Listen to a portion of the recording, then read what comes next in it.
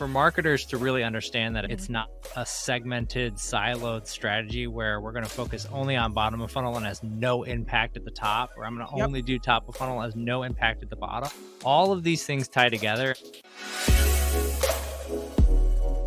Hey everybody, welcome to this week's episode of Distribution First. I'm so happy to have my friend Lashay Lewis on the show. I can't believe it took me, I don't even know, 60, 70 episodes to get Lashay on. Too long, too Too long. long. Really feel awful about it. I should have had Lashay on a long time ago.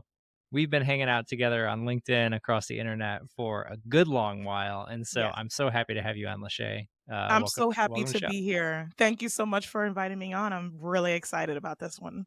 Yeah, this is gonna be fun. So we talk a lot about, obviously this is distribution first, so we talk about distribution, repurposing, all the kind of the back end of content marketing, what happens after we hit publish a lot of times. And so for me, what I think is interesting is a lot of times when I talk to people about distribution, SEO is not typically what they think of when they think of distribution. What they Yep. think of is email, or they think of social media and LinkedIn. And Yep. for me, SEO, Google, YouTube, those are one of the core distribution channels. I have 3 bucket strategy that I talk about with distribution, SEO being one of those buckets. And Lashay is an expert on BOFU content, bottom of funnel, driving people in, trying to get people to conversion, and using that content and using things that people are already searching for and are already interested in to then convert them and get them to do stuff. So I think when we think about distribution, it's easy to go top of funnel, it's easy to go opinions, and it's easy to try and create interesting content like this podcast and other things. Like that's what people think about when they think about content marketing. But I think a lot of times it's easy to skip out on the good stuff at the bottom. So I'm curious, why start at the bottom? I guess let's go there. Why start bottom of funnel to begin with versus, hey, I'm just trying to get my name out there. I'm trying to build this company. I'm trying to do this stuff. Like what's your reasoning behind that? The biggest reason is going to be the goals of the company, right? So, depending on the goals of the company is going to determine where you start. So, if a company is more interested in brand awareness or thought leadership or things like that, typically that's when you start more at the top of the funnel. And then if they're interested in, okay, I need conversions, I need demos, I need signups, that's when you start at the bottom of the funnel. So it really depends on the company's goals. But specifically for me, why I like to start bottom of funnel because it's very easy for me to show my value. Because bottom of funnel is usually that last touch point before conversion. So it's not difficult. Well, I say that lightly.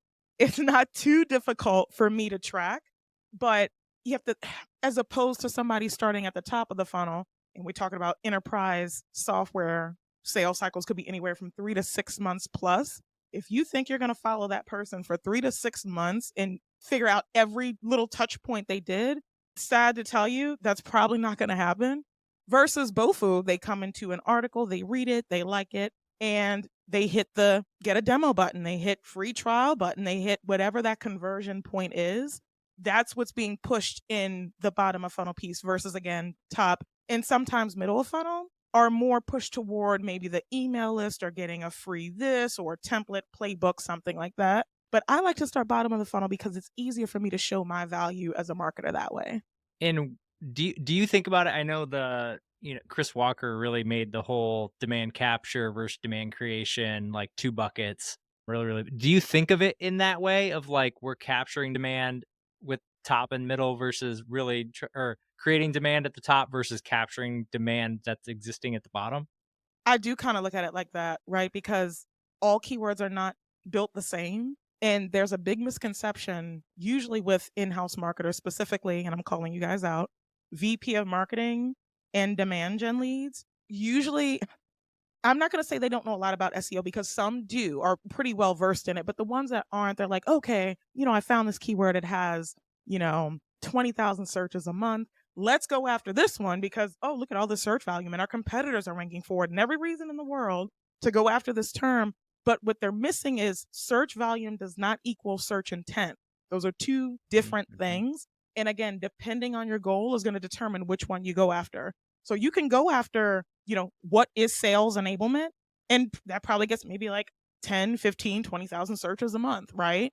Versus best sales enablement software for small teams, maybe 50 searches a month, 150, not a lot, but the traffic that comes in from a term like that is going to be very, very high intent.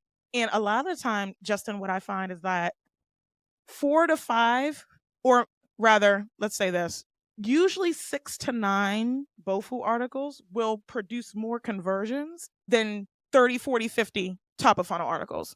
And I'm talking about with Mhm. search volumes of 20,000, 50,000. And again, it's just that misconception of, oh, because it has more search volume, I'm going to get leads from this. I'm going to get sales from this. It's like, no, the smart thing to do, if your goal is conversions, I don't want to just make it seem like everybody's dumb.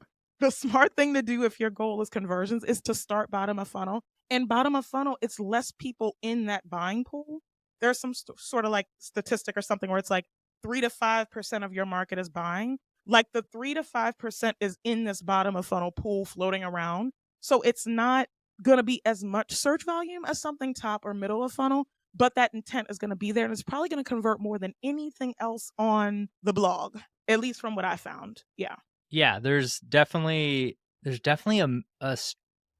it's an odd mix in content marketing. I feel like there's a like a strong desire to just create a lot of things and hope those things work out rather than actually have a strategy.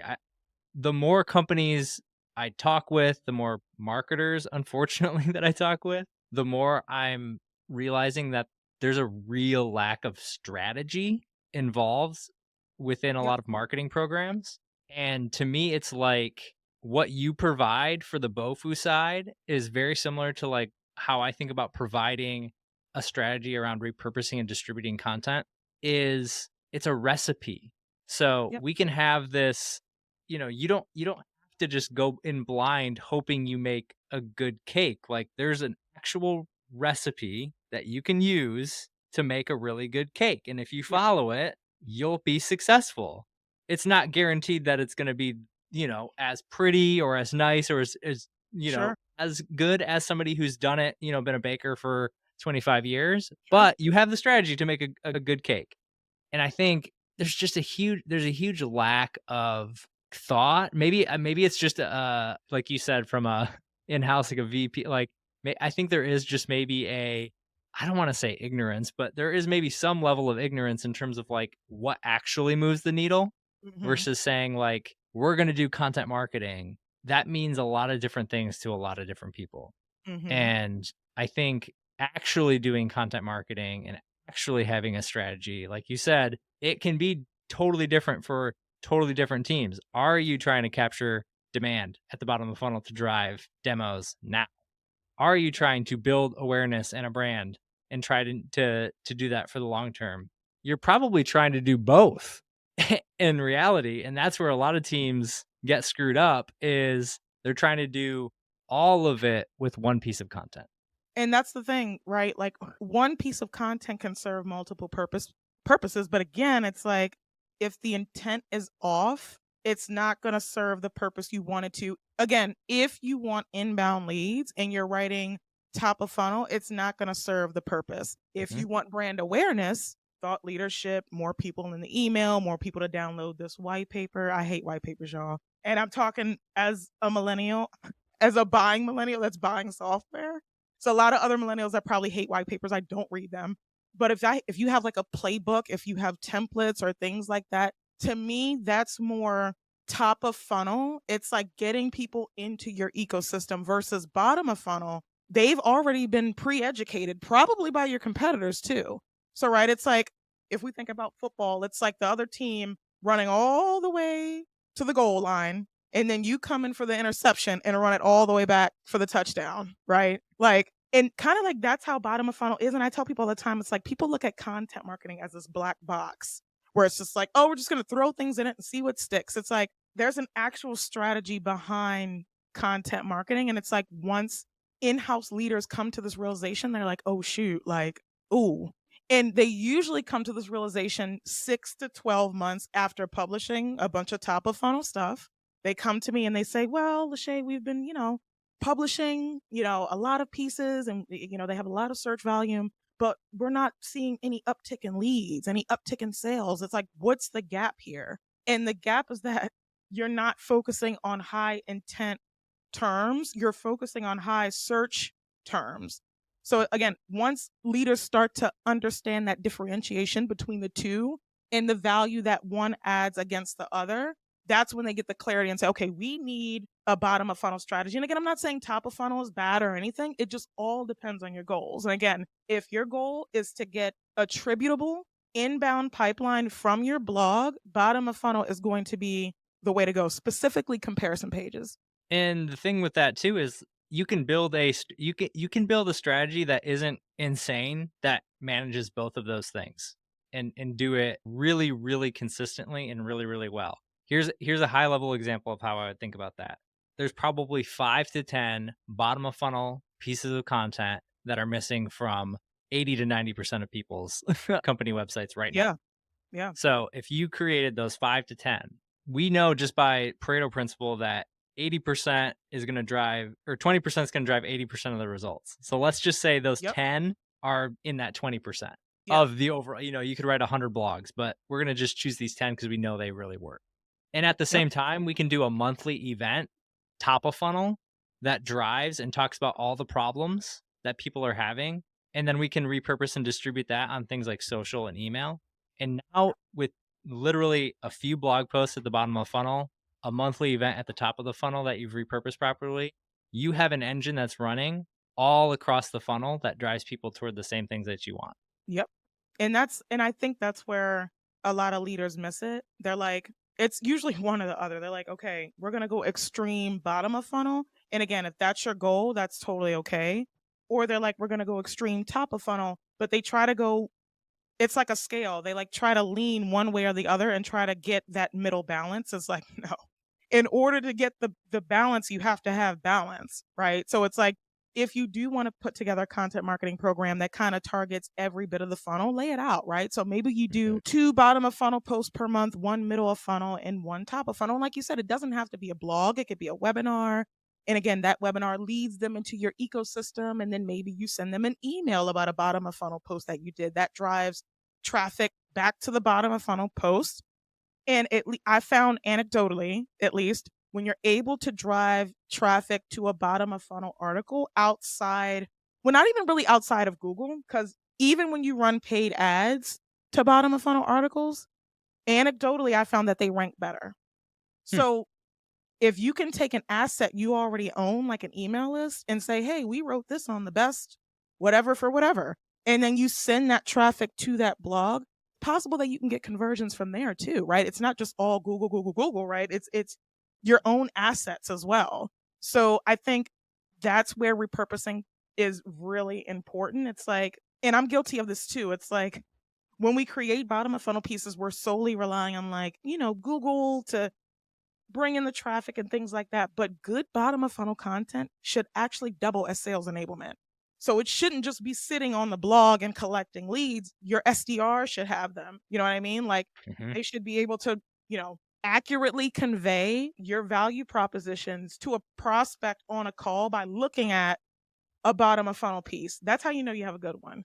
Right. So it's like, again, it's not just about creating a bottom of funnel piece and putting it out there and hoping for the best. It's actually creating a strategy around it to make sure the odds play in your favor as it, results into driving inbound leads from that piece. Yeah. You can sway the odds in your favor more than not. Yeah, the more companies that I work with and the more content strategies that I dig into, I think there needs to be more clarity for teams around intent for that Yes. content and honestly more conversations internally. It's easier for me now as an external resource to come into a company and see the things that I used to have to deal with internally, which Yeah. is like product, the product team says we need to do X, Y, and Z pieces of content. Yeah. And it's like, okay, you're creating that list is six things that are very similar. And Hmm. like, are we going, like there's those type of things. So it's having a strong view of the intent and seeing the intent across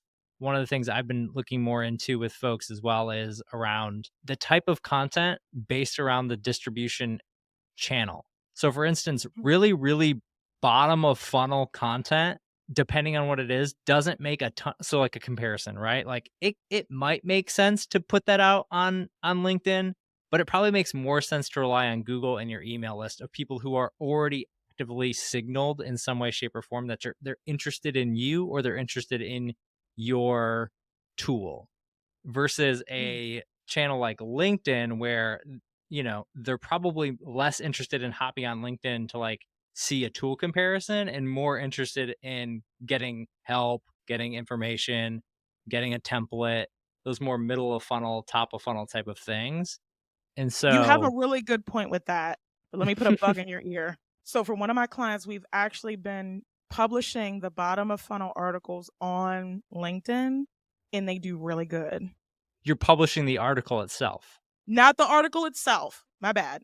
So we take the link, and you know how it kinda, like, generates a preview and things like that, like, we'll so not totally, like, repurposing in the form of, like, breaking down the piece and turning it into a LinkedIn post, but we'll take the article itself, paste it into LinkedIn, a little preview comes up, give it, like, a, description, little, and then what I find is that they if your LinkedIn audience is dialed in, those tend to do well on LinkedIn too.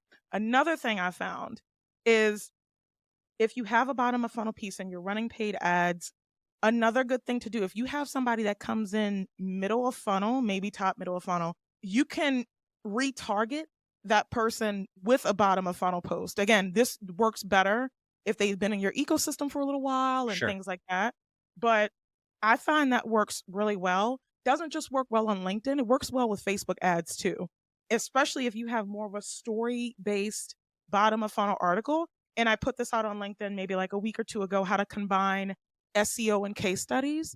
When it comes to content like that, running ads to that type of story based content does extremely well.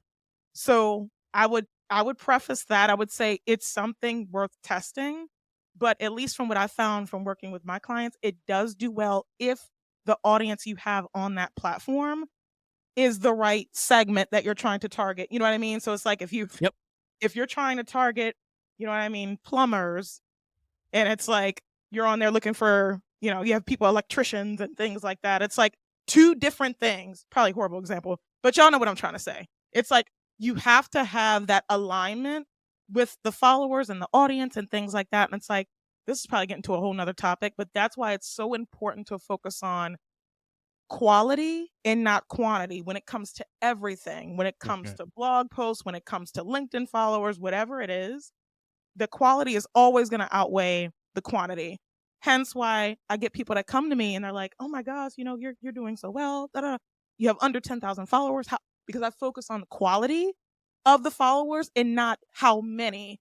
And then from there, we kind of get into what people call vanity metrics. And I used to call them that, right?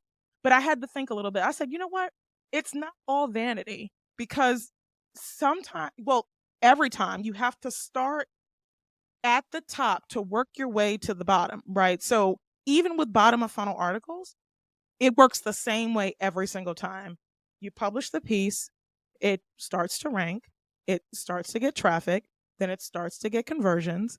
And it's like, it's only vanity if you stay focused on that particular metric for too long. And again, it's like when people think, "Oh, search volume," no, it's only it's only vanity if you're stuck there and you're like, "I'm expecting for this piece to bring me Mm. inbound leads." And it's like when you see that it doesn't, that's when it starts to hit. But hopefully, doing pods like this one will get it on people's radar that don't wait 6 to 12 months to know that top of funnel doesn't work for driving leads.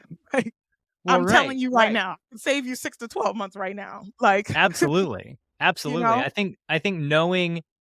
I think really knowing the distribution channels, SEO, the intent behind why so like what you brought up with LinkedIn there and using the ads to retarget makes a ton of sense because you can narrow down and target exactly who's going to see that ad.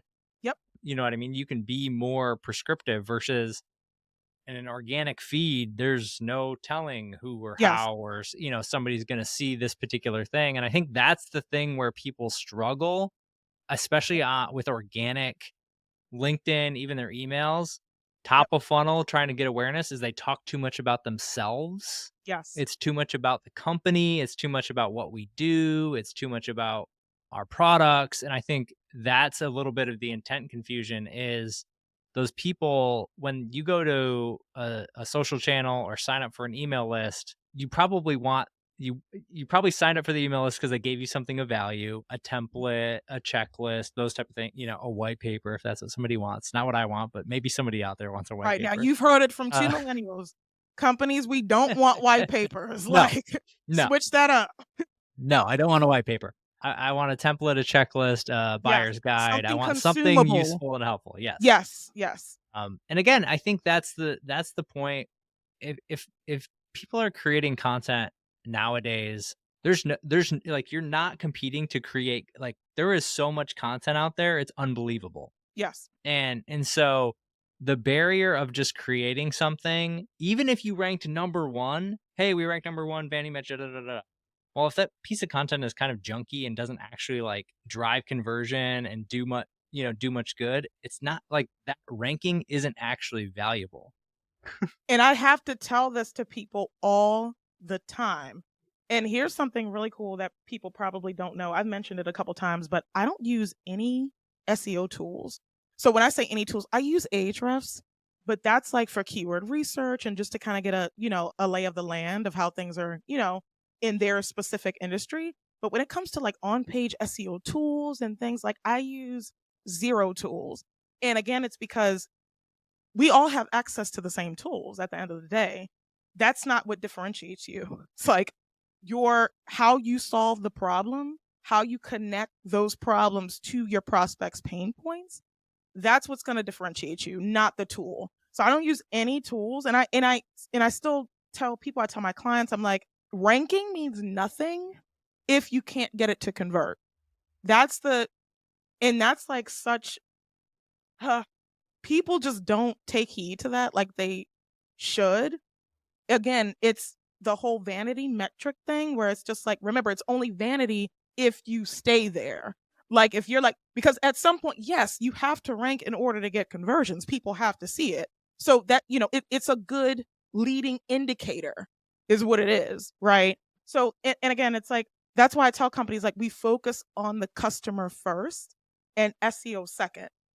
So, Mhm. and again, this comes from working across dozens of content marketing agencies, seeing them do it the wrong way. They're like, oh, rankings this and rankings that.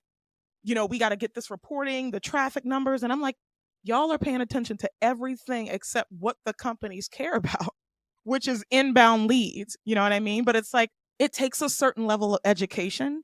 Again, because bottom of funnel is so nuanced and it's so different than, not saying top of funnel isn't nuanced to a degree, but it's like the nuanceness comes from you where the information is sourced from, right? So if you have a top of funnel piece, it's not difficult to type in what is sales enablement and find a ton of other definitions around sales enablement and things like that. And this is another thing I touched on where top of funnel content is more objective and bottom of funnel content is more subjective.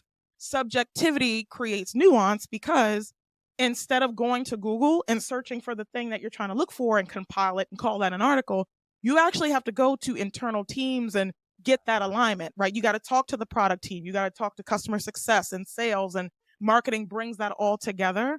And then that's when you have the alignment. Once you have that alignment, you can create collateral for anything. That's when distribution really revs up. That engine really turns on once that alignment is hitting. The problem is companies are trying to do strategy. They're trying to do all this stuff with no alignment. And again, it's because they're hiring freelancers to come in and say, okay, write this article on cybersecurity.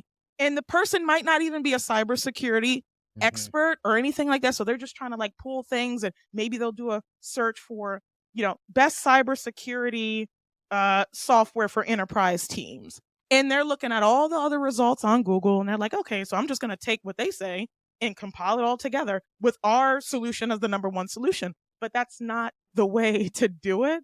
It's like in order to create a great bottom of funnel piece, you need input from every team. You need input again from CS, from product, from sales. And again, sales lets you know the pain points. CS is going to let you know the benefits. The product team is going to let you know how the product works contextually in their workflow. It's like all of these things are needed in order to create a good bottom of funnel piece. And it's like, you're not going to find that information on Google. Just not going to. Well, and here's the kicker to that, Lachey. I think more and more the entire for content marketers, like, buckle up because that's the job now. Like, top of funnel is the same way. Mm, Like, and the reason I say that is because you have to have at the top of funnel where teams go wrong is no shared alignment on the POV, yep.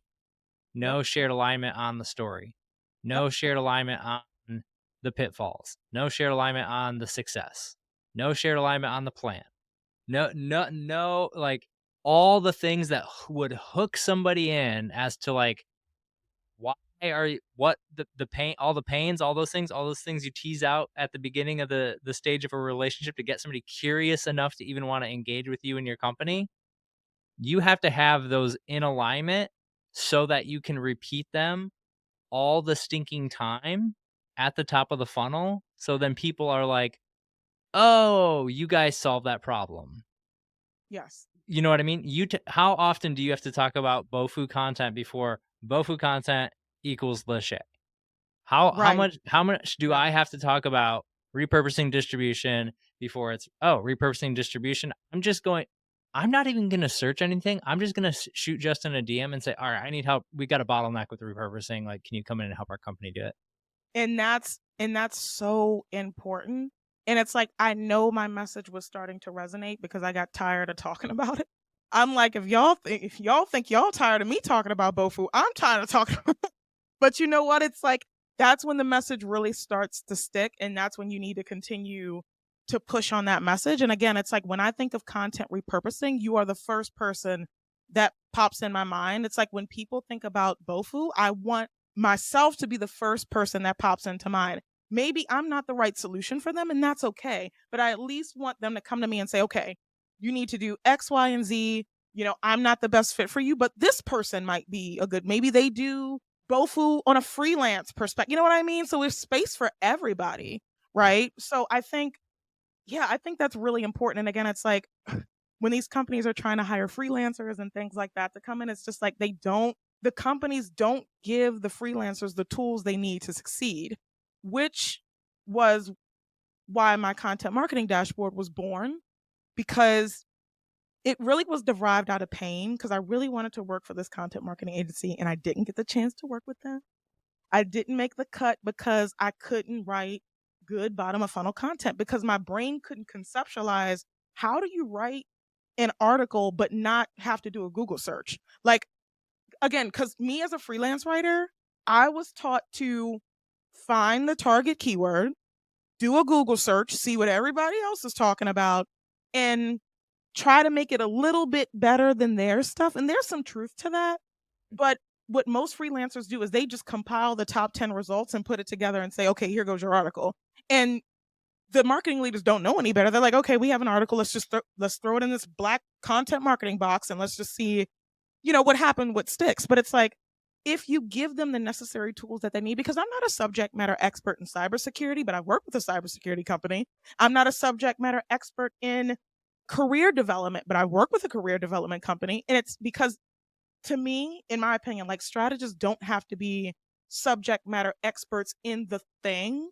I'm a subject matter expert in BOFU. So if you give me the information that you need and like we get the team on that, because we do a workshop where it's like I have a canvas laid out and we go through the product and the prospects and having that alignment between customer and product. So it's like once we get through that, and you would be so surprised how many teams are like, okay, so do you have like a feature benefit list? Or they're like, oh, well, this person on that team, I think they have it. So let me go reach No, out I to would them. So not it's be like, surprised at all, Lachey. man, like it gets crazy. It's like I'm on calls with whole teams and they're just like, okay, so who has this thing? Oh, okay, y'all got this thing over there?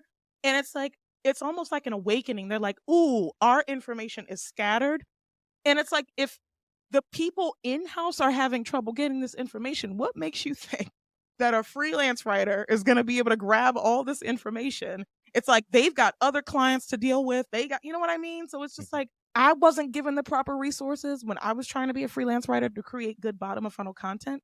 So the point of the dashboard was to be able to consolidate all of that information. So if you do want to bring in a freelance writer, they don't have to be a subject, well, they should be, that would help. But they don't necessarily have to be a subject matter expert on the thing because you have everything consolidated for them. They can learn the product at a deep level within 2 weeks. And then from there, that's when you get them to start publishing. Even then, there's still a little bit of bottom of funnel Mhm. nuance and stuff like that. But the point is, right, it's better than just getting a random freelancer and saying, okay, write this piece and just look around our website for the stuff you need. Look on YouTube. Like, no, have the collateral together for them. Yeah, and it's those alignment pieces are really so key. Again, literally across every piece of content that you create. I can't think of a scenario where you shouldn't be doing this.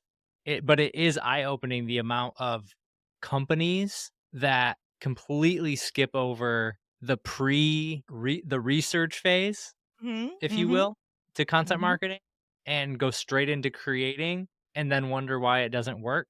mhm. And it's like, of course this doesn't work. Of course it wouldn't work. You're literally just speaking to people you don't know and you don't care about because even though they're your customers, it's a kind of a wild reality. And the thing is, Justin, like, you don't know what you don't know, right? So they probably so they're one of 2 things. Either they genuinely don't know or they're trying to rush the process, and I think it's everybody both. knows it might be both. Yeah, for sure, and it's like, everybody knows when you rush the process, that actually slows you down. If you would've just take a step back and be like, "Okay, let's get this out the way. It's a pain, but let's get it out the way. It's absolutely necessary for what we need to do." And again, like when I work with companies, I tell them like this is the hardest part, like the customer research, getting the different teams together, and that's the hardest part. Once we've got that together, oh, the bottom of funnel articles start flowing. Why? Because we have alignment. Then once you have that alignment, you can take that bottom of funnel article and repurpose it into something else with the data backed evidence that it converts. How do you know? Well, because you have tracking set up, and that's probably like a whole nother tracking is a whole nother topic because I know people struggle with that too. But if you have good tracking set up, you can see which articles are driving you the inbound leads. So if you know this does good as an article, why don't you repurpose it into an email, right? Or why Mhm. don't you repurpose it into a webinar? So it's like it just gives you that data backed information that you need to take the step forward. And again, even with me and teams, it's like they have to trust me to a certain extent because it's a lot of work up front. But again, once they get through that, and here's another thing. Usually smaller teams are have the information together much better than larger teams.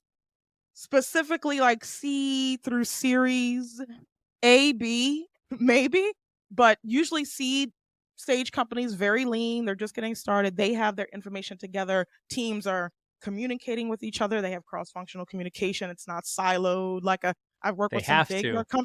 yeah, it's like right, and it's like the bigger the company gets, the more communication becomes siloed.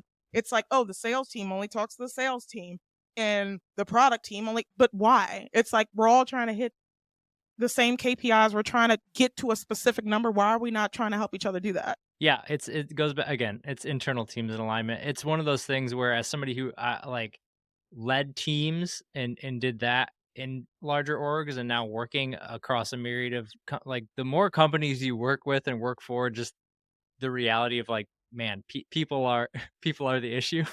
They're the Yes. Oh, solution and they're the issue. All like yes. I was talking with Ross Simmons about this. Like those soft skills are gonna really come back into like necessity Oh, for yes. teams to succeed. Like if you don't have the soft skills to communicate internally, to be Yes. able to pitch those ideas, to be able to share why, to be able to help teach people internally Yeah. why and show them, like all of those things are really gonna come back into vogue for marketers, especially because I think it.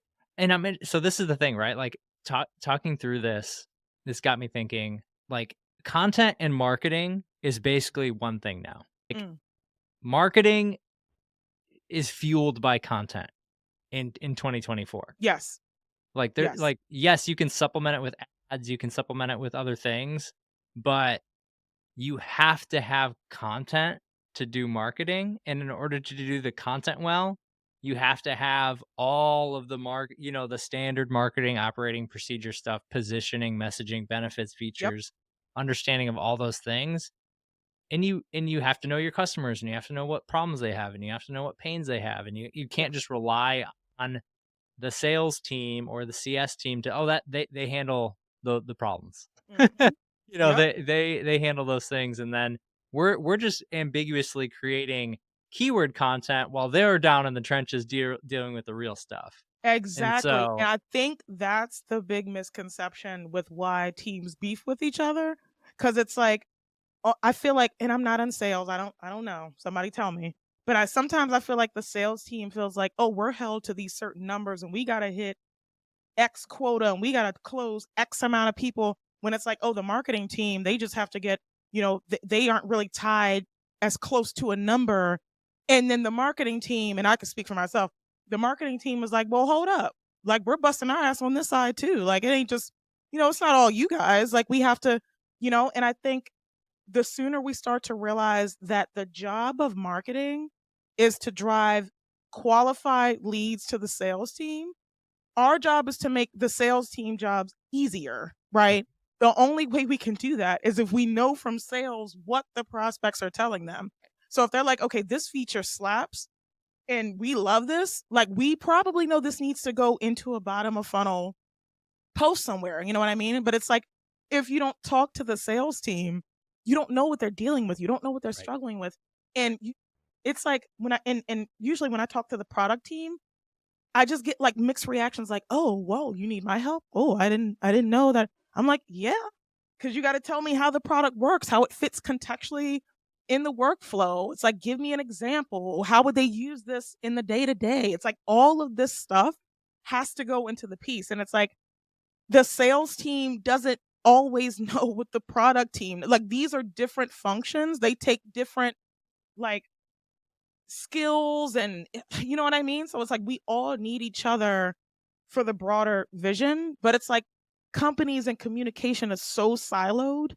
And again, it's like, oh, well, I'm only talking to sales when there really should be like a Slack channel. When you come out with a bottom of funnel piece, share that piece to the other teams. Be like, you know what, sales, let me know if this helps you with, closing a deal, right?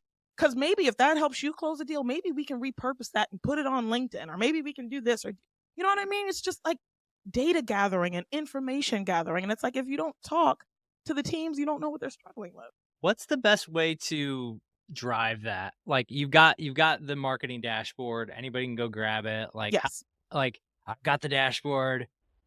Crap, now I gotta try to get somebody on these calls. Like, how do you facilitate, even because I think even with companies where there's good communication, we're like, "Hey, I can go reach out to John over here, Yeah. but John's busy, and now my piece is stalled out." Yeah. That was another reason for the dashboard because there used to be a thing where I would like have to hold an interview per piece.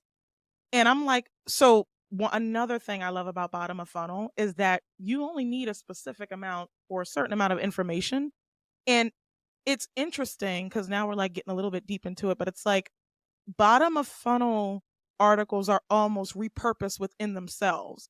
So Yeah. we're talking about the same features, the same benefits, the same paint, but we're talking about it in a different context depending on the use case that we're talking about. But a lot of it is the same thing. It's just different positioning, right? Mhm. So it's like once I get that core information down that I need from these teams, I take that information, repurpose it. So maybe it's like, again, going back to the sales enablement, like best sales enablement software for enterprise teams. Then it's like best sales enablement software for small teams. And those might have different features in them. But again, if I talk to the product team and they list all the features down, all the use cases, so on and so forth, I don't have to mess with them too much unless the product roadmap is growing and things like that. And they want to add things to this. Maybe they add a new feature that opens up a new segment. Maybe it opens up a new list of competitors. That's like the information I really need from them, but that's not it's not like the company is updating the product roadmap every day, or we come out with a new feature every day. Oh, yeah. You know what I mean? So it's like once I get that core information down from them, I really you really don't need them too much from there. But yeah, I think it's funny again because it's like repurposing within bottom of funnel. I use the same elements over and over and over. It's just about repositioning the elements based on who you're talking to. And when I say elements, I mean like, oh, the benefits, the features, Mhm. pain points, stuff like that. But it's really all about repositioning. Yeah. You don't have to get too much from them. Just get it down that one time, and then once you have it, you have it. Yeah, it's much more the like, I break repurposing into 2 different areas, like, macro and micro. Macro being, like, typically the larger, like, thematic, the type so in this case, features and benefits, Yep. pain points. Yep. These things you can repurpose over and over and over again throughout your Mhm. content, especially bottom funnel, because 'cause they're not gonna change. Like, somebody searching one thing and the next thing, like, you don't have to reinvent the wheel. You actually shouldn't reinvent the wheel because the feature is the feature, what Yeah. are you gonna do? It's funny, one client that I started working with a couple months ago, we focused on solely bottom of funnel before we're still working through all they have hundreds and hundreds of blogs that they already had Mm. existing. So literally we're going through and updating Yeah. bottom of funnel content right now Yeah. with the sole purpose of driving conversion. So they're getting traffic, they're getting, good impressions, all those type of things. And now we need to make sure the information is accurate, correct, has the Yes. right CTAs, all that type of stuff to drive That's conversion. another thing. See, you just see, now you got my brain running. Another thing, when it comes to bottom of funnel, because I know we talked about intent, there are 2 main things I see. It's like with top of funnel, I see people pushing their product too much. Hmm. And then with bottom of funnel, I don't see people pushing the product enough, Oh, right? interesting. Yes. So with bottom of funnel, like, and I'm not throwing shade to anybody, but if your bottom of funnel piece starts with, oh, in today's marketing, like, dust yourself off and try again, like immediately, right? Because when it comes to bottom of funnel, the prospect is already solution aware. So you don't need to say, "Oh, what is sales enablement and how Yep. can sales enablement help your team?" Like they learned that already. Now they're here to see you versus competitor. They're here to see best sales enablement for use case. They're here to, a competitor alternative. Like that's what they're here for. And I tell people all the time, like when you do bottom of funnel, you either need to lead with pain points or you need to lead with benefits. And then those pain points and those benefits should tie back into the capabilities of the product. So it's like, again, because you triggered me a little bit. You said when you said that. So I was just like, let me just get that off my mind before I forget. But yes, I don't see people pushing the product enough in bottom of funnel and they don't get deep with their product. If they do have their product and other products listed, it's like a little blurb about, Mm. oh, we do this and we do that. It's like a little paragraph, but it's like you can get way deeper than that. Like get more Yeah. granular. Talk about, okay, this feature solves this pain point. It has this capability. Boom, move to the next. This feature solves this. And if you have a ton of features, one thing you can do, one strategy I like to do is group your features. So if you have high level, I call them like high level benefits. So to me, saving time and saving money is a high level benefit. It's not a differentiator, right? It's just like a high level benefit. But maybe you have features that fall within these pools, right? So maybe it's just like a feature that helps you save more time and help you save more money. Or maybe there's just like, and again, this usually goes for if you have a ton of features that solve multiple pain points and you don't want to feature dump in the article because that never works, y'all. Like, don't feature dump. If you do want to include a lot of features, you need to group them properly by a high level benefit. So again, you find the high level benefit and then you group the features under the benefit that it matches with. Because how many sections are you trying? I mean, it's got to be around 5, right? Like nobody wants to scroll Right. a bazillion feature sets in there. Right. Like and again, I think that I use an example with my client. I gave them, it was funny enough, it was a pellet grill, like a smoker to like Mm. cook smoked meats. And I was like, Mhm. what you have to do is all comes back to the intent, right? You said dive deeper into the feature, dive deeper into the why. Like if Yes. you wanted to buy a pellet grill, you really want to know like what is good about this one, what isn't. And it in the reality, it's like how much food can you put on there? How hot does it get? Does it burn? Like pros and cons. What like all of those things across different models or across different machines. Like that's what I actually need to know. What I don't need to know is, the specific, this one has a dial feature, this one has a this and that feature, this one has a, it's like, no, as a buyer, what is all the information I need to be able to make a good decision to say yes or no? Yes. And I think that's where a lot of people miss the mark, and it's a whole whole 'nother thing, like, some people don't even wanna talk about their competitor, they're just like, "Oh, we don't wanna bring attention to them," and I get it, right? But here's the thing, if you talk, and again, this is about talking, the cross-functional communication. If you talk to the sales team and they tell you, "Oh, we're losing deals to this person and that person and that person," you probably need to talk about it. Again, because people are searching for the bottom of funnel terms anyway. Just because you don't want to think about it doesn't mean they're not searching for it. And the only thing you're doing by not writing bottom of funnel content is you're letting these other companies control your narrative. Because you better believe if you're not talking about yourself, they're definitely talking about you. And something I caught the other day that was really, really cool on Capsule's website, so capsule.video, they do something really cool on the homepage. So they have like competitors listed out across the homepage, but it's like they list the thing that they do better than the competitor. So they say 12 times faster than Descript, 11 times faster than V, 9 times faster than Adobe. Like they're not even hiding the fact that we have competitors, and these could be competitors that they're probably fighting for deals on or losing deals too, but they're very upfront about it. They're like, boom, okay, we're faster than this person, and that person. So it's like, I would encourage people to not be afraid about talking about your competitors, because it's not like you're talking about them and you're saying, oh, this company. I mean, let me preface that too. You should not shit talk your competitors. I just want Yeah. to, I just want to put that out there. Like, don't do that. The best thing to do is to explain what your competitors do well versus what you do well, because what's going to happen is the prospect or the potential prospect is going to come to the article, they're going to read, and what happens is if they are a better fit for the competitor, they're going to self-select and honestly self-deselect from wasting time from the sales team. You know what I mean? So I Which people do not understand the reality of helping the buyer make a better decision Yep. and help them and helping sales have more qualified Yes. sales conversations. Yes.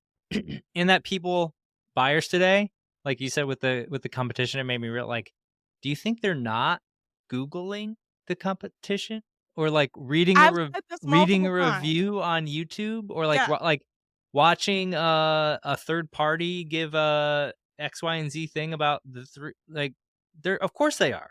Of course they are. They're And I've making a said this decision. multiple Asking times. their I'm like, friends.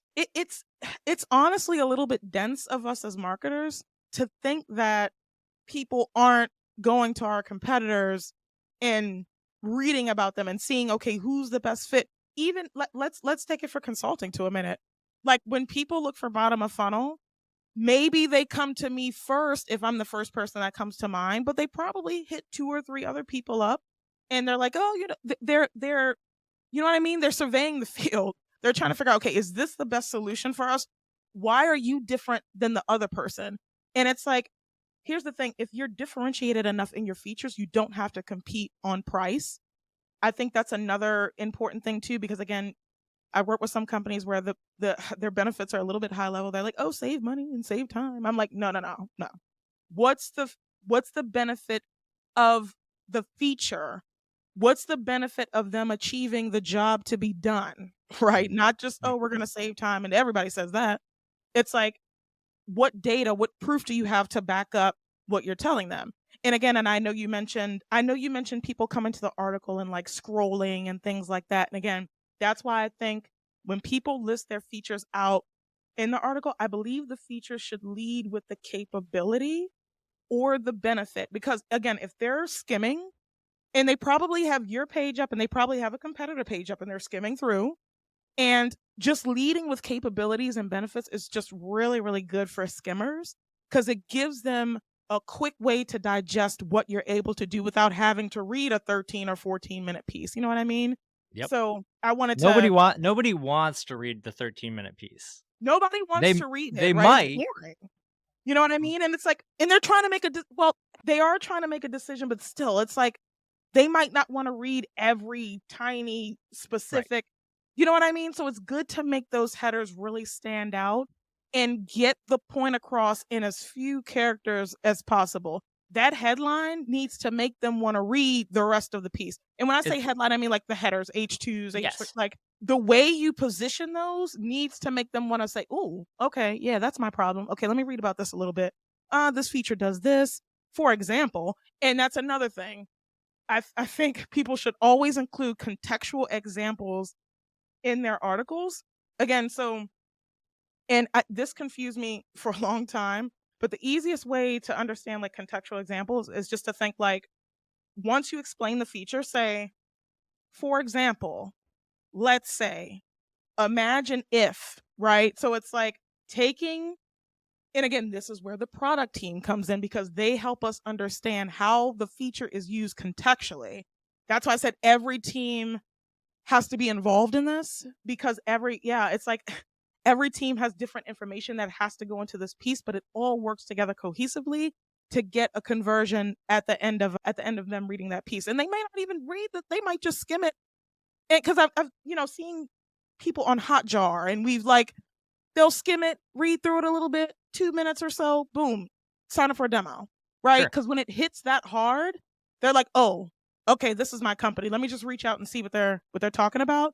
And if you have alignment with the sales team, when they talk to sales, everything they read in that blog post is going to align from what they hear from sales. Yep. Exactly. Exactly.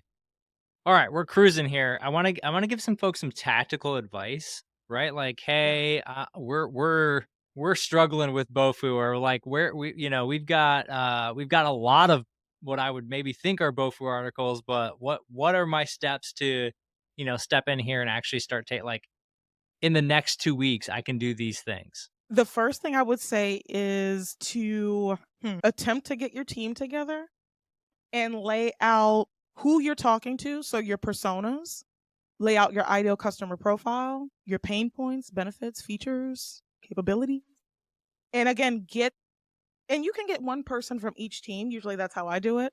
Try to get one person from each team together and come together and lay out these things, like make it like a feature benefit list and put that together. From there, I would start searching for bottom of funnel terms. And I tell people the way I like to find, well, again, we talked about this a little bit before the episode, but my brain is just like a continuous stream of consciousness. I'm going to try to condense this down to tell y'all how to do. But the way I like to find bottom of funnel keywords is a bottom of funnel keyword usually describes what the product is or what it does, right? So start there. Another thing I like to do is something called the homepage test. If I scroll down your homepage and I can find two bottom of funnel keywords, usually I don't want to say they're on the right track, like they know all about bottom of funnel and things like that. Usually it's an indicator like they have a good sense on like who they're talking to and their product market fit. And that's another thing, side rant. If you do not have your product market fit, don't start bottom of funnel. It's not Sure. time yet. You got to know your value props. You have to know your competitors. You have to know where you fit contextually, all this stuff. But I would say get alignment. Again, one person from each team, or as get as close to that as you can, and start doing some bottom of funnel keyword research. Again, what the product is or what it does, understand the different use cases. So, again, when you type best sales enablement software for use case, right? So, start to understand your use cases, start to, implement that into your keyword research. And then from there, grab my dashboard and grab like but seriously, like there are like two or three frameworks in there that can kind of guide you and help you along with knowing where each team input goes in the piece. So like, okay, pain points go in a specific section that comes from sales. Benefits go into a specific So that's what I would say. And again, like if a team is like really, really pressed, I'm gonna say look for a bottom of funnel specialist. I'm not the only one, right? Like, there are other people that are, bottom of funnel spot. Maybe they do it from a freelance basis or, you know, And different people have different opinions on what bottom of funnel is. I Mhm. did a LinkedIn poll and I said, when you think of bottom of funnel, do you think of comparison pages? And they're like, it was almost 50 and 50, 50 yes and 50 no. And people were like, oh, well, I look at like knowledge based stuff as bottom of funnel. I look Mhm. at just white papers as bottom of funnel. I'm like, I was getting all types of stuff. And I was like, oh, okay, okay. So I think having somebody with a BOFU focus come in and help the team kind of drive that. Again, I use templates and frameworks because that's how my brain works. And it helps people, easily conceptualize what I'm trying to do because it is nuanced. There's a huge learning curve. It's complicated. But I find that templates and framework kind of help people conceptualize it a little better. Yep. So yeah, that's my parting advice for people that want to start. Bottom of funnel, again, it is nuanced, but if you take the steps that I mentioned in this episode, you're going to be miles ahead of your competitors. Because again, one of the reasons that it's kind of easy to rank for bottom of funnel content, I'm not trying to make it seem my job is easy, but one of the reasons that it's kind of easy to rank for bottom of funnel content is because a lot of people don't do it right. So when you do it right, it doesn't take that much to rank. So as people start to catch on and start to do it right, it might get a little bit more competitive. But as of right now, it's not too difficult to rank for if you do what I, talked about previously in this episode. Yeah, you're going to be on the right track. Are there specific? So you mentioned, like, grabbing bottom of funnel keywords. What did you mean? What did you mean by, like, scrolling the homepage and seeing 2 keywords? Like, what's an example of that? You're putting me on the spot. I got to see, and Like, what would you be looking for, I guess? I'm looking for. So when I scroll the homepage, I'm looking for a bottom of funnel keyword specifically. So like again, what the product is or what it does. So let me pull up and let's see if I can pull up an example. I think Drift does this really good. So if you look in Drift's like header, Mhm. it says one conversation at a time. Meet Drift, an AI powered buyer engagement platform. That's a bottom of funnel keyword. I Buyer got you. engagement platform, right? So that's one. If I scroll down some more, I'm seeing like a bunch of no, they've only got one, but I know they obviously like they have their Sure. product I market know what fit. you're talking about, You know though. what I I mean? So got it's you. like usually when I can come in and find that right away, I'm like, okay, they have a good grasp on what they're What they doing are. and who they are. Even if you go to Gong, right? If you go to Gong and you scroll all the way down into their footer, they have a ton of bottom of funnel keywords in their footer because they get it, Right. right? So it's Right. like, I got you. Yeah. Gong versus this and best this for that. And, and again, that's how I usually decipher quickly if a company gets it or they don't. And if they don't, it's okay. We just got to like go through the alignment Sure. steps and things like that.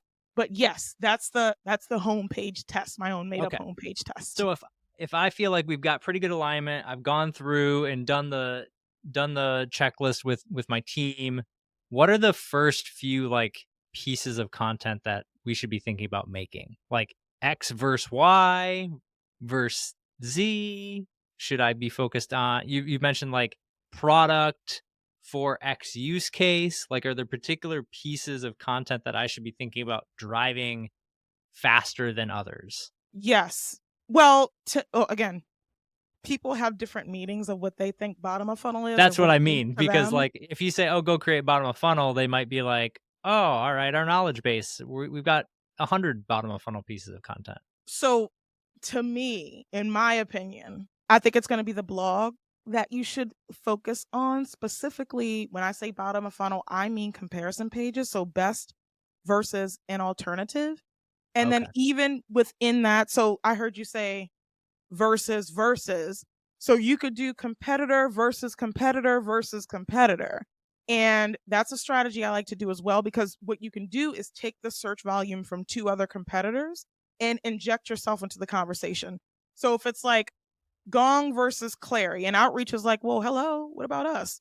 You can do Gong versus Clary versus Outreach. And what's going to happen is Outreach is going to collect the search volume that Gong versus Clary was getting, but now they've inserted their self into the conversation. You know what I mean? So it's like little strategies and tactics like that that come from blogging. And again, once you kind of get a flow of the blog and things like that, and again, you don't have to publish a whole lot of bottom of funnel in order to make moves. So Typically, it takes 9 bottom of funnel posts, and I'm not, y'all just don't take it with a grain of salt. Typically, it This is takes the scientific. She's done the study. It's I've done this 9. so many times, guys, like, based on my, because I like to always preface, based on my data, it takes around 9 bottom of funnel articles to start driving pipeline. For a company I'm working with, they had a lead that had a chain of hospitals, like 70 hospitals. You know what I mean? So it's like, and then the cool thing about that is that it's enterprise software. The bottom of funnel works across product led, sales led, all types of things. You know what I Mhm. mean? So it is versatile in that sense.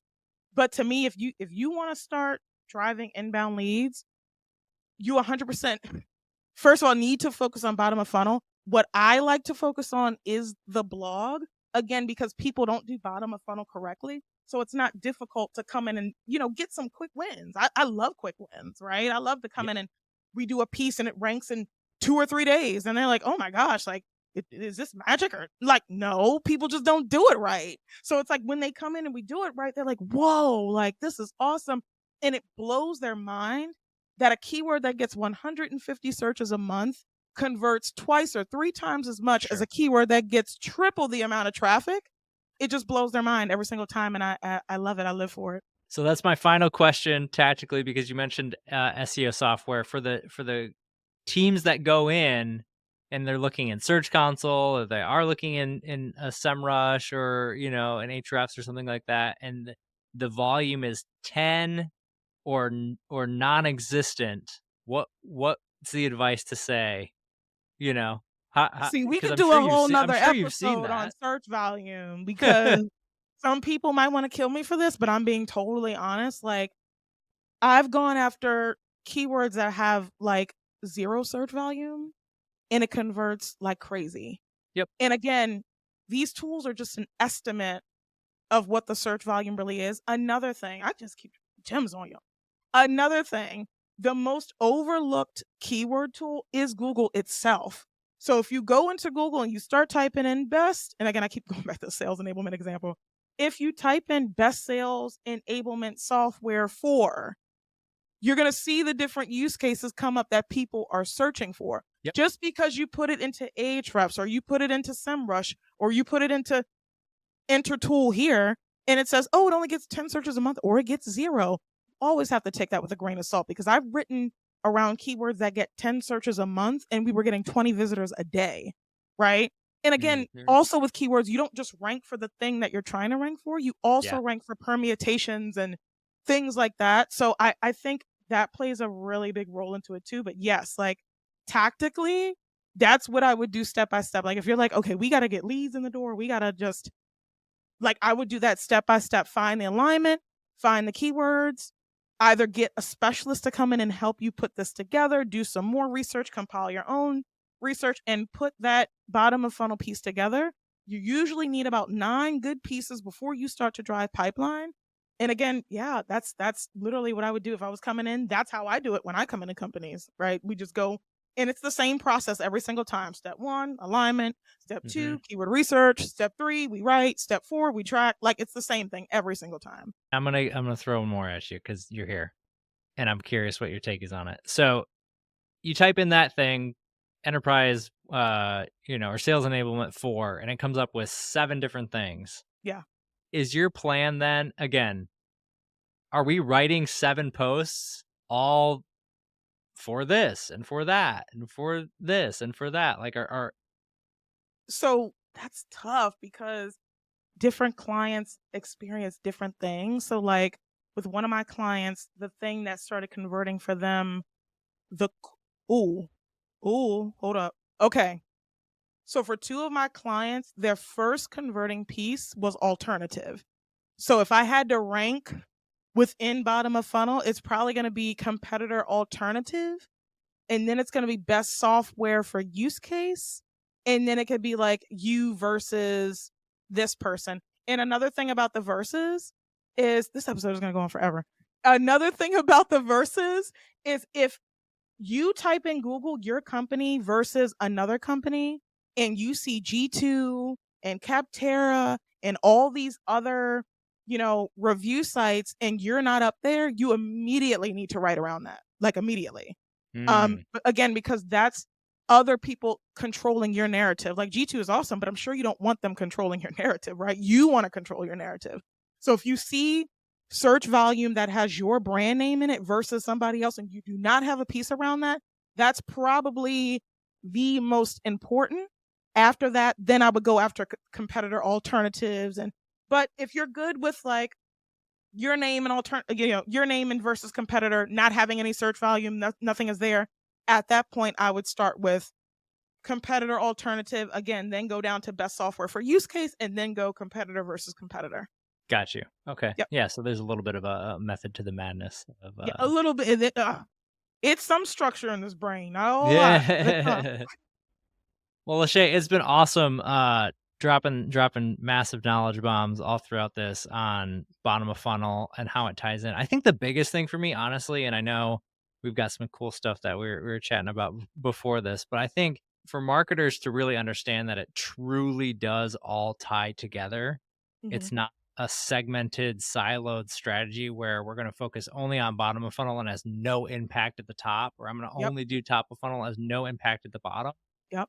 All of these things tie together, and I think building out a strategy that's manageable, reasonable, sustainable, Yes. where you can tie all those things together makes a ton of sense, and I think teams can do it. I just don't think they know how. Yeah. Well, that's what we're here for, right? That's what we're here for, absolutely. So We're here to save the day.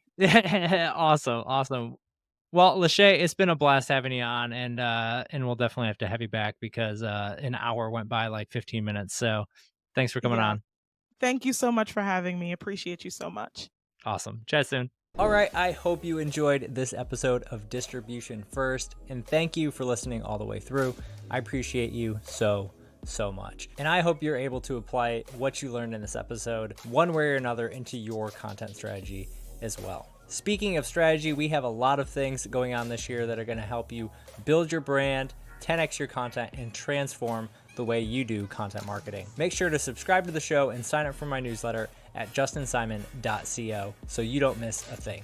I look forward to serving you in the next episode as well. And until then, take care, and I'll see you next time.